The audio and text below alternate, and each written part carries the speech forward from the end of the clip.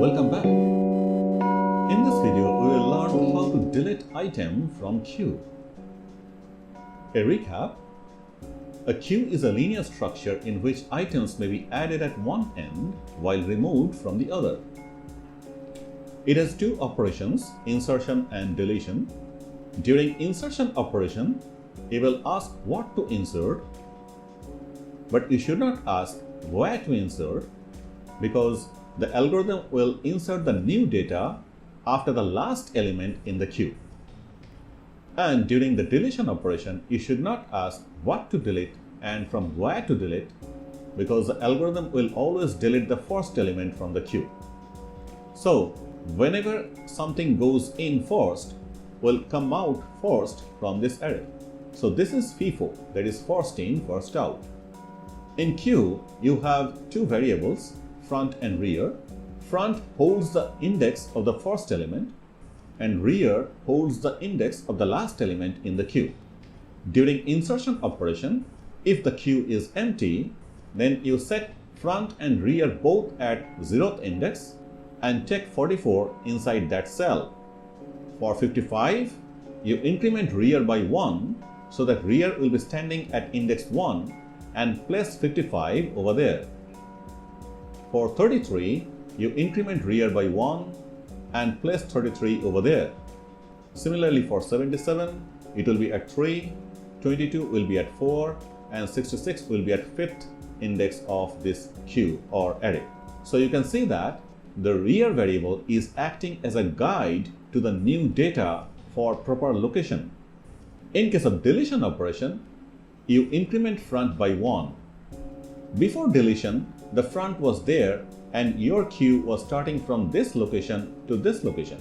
But after one deletion operation, the front is standing at 1 now, so that your queue starts from here and is ending over here. If you carry out further deletion operation, then front will be standing at the index 2 and your queue will be starting over here and ending over here. So in this way, you can carry on deletion operation by incrementing the front by 1 every time. Now two things I will mention here.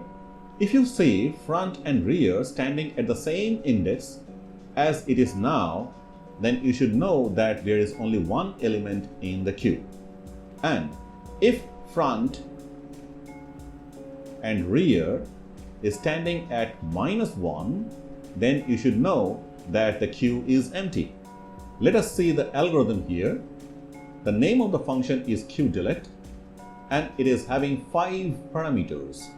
The first parameter is queue, is of course an array.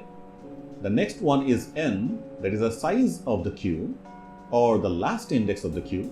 Front is there to hold the index of the first element, rear will hold the index of the last element, and item will be there to hold the deleted item from the queue. In this algorithm, you have 3 major steps. The first one is checking whether queue is empty or not. The second one is storing the data that is deleted from the queue.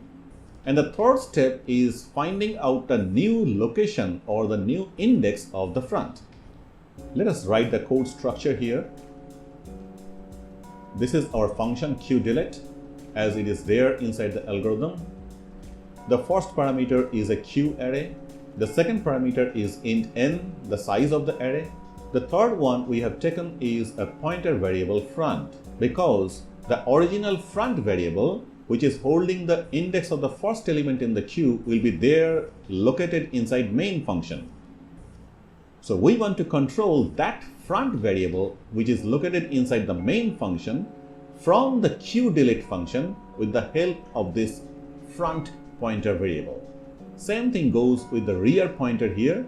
It will control the rear variable which is there inside the main function. And the last parameter is a pointer type variable which is named item because after deletion the item from the queue, we want to send the data back to the item variable which is there inside the main function. Now let us move to the first step. The algo says that if front is null, then write underflow and return because there is nothing to delete. In our programming language, minus 1 is equivalent to null.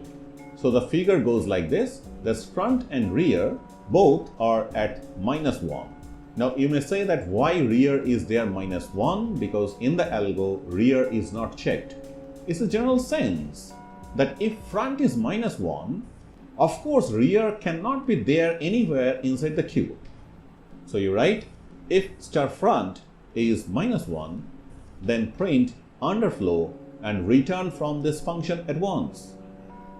If this condition fails, then it signifies that the queue is not empty. There is data which can be deleted, and that indicates front is standing somewhere here. So the second step says that you store the queue front into the item variable. So we write star item equal to queue star front. So there is an item variable inside main which will store 22 because front is there at 4. Next we go to step 3 to find the new value of front. In step 3 there are 3 situations. The first situation is front is equal to rear. That means front and rear both are standing at the same index. It indicates that there is only one element in the queue, right? So you see that rear and front is standing at 0. So 44 is the only element in the queue that can be deleted.